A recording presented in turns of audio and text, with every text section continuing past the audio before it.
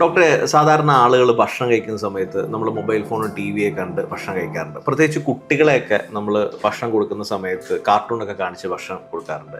ഇതൊരു mindful eating എന്ന് പറയുന്ന കോൺസെപ്റ്റിനെ അഗൻസ്റ്റ് അല്ലേ? അവരോട് എന്താ പറയാനുള്ളത്?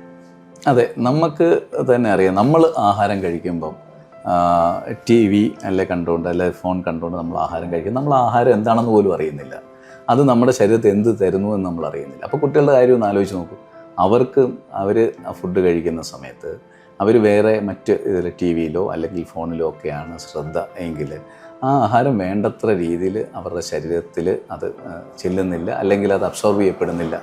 അപ്പോൾ അങ്ങനെ വരുമ്പോൾ തീർച്ചയായിട്ടും ആഹാരത്തിൻ്റെ ഗുണം കംപ്ലീറ്റായിട്ട് ശരീരത്തിന് കിട്ടുന്നില്ല.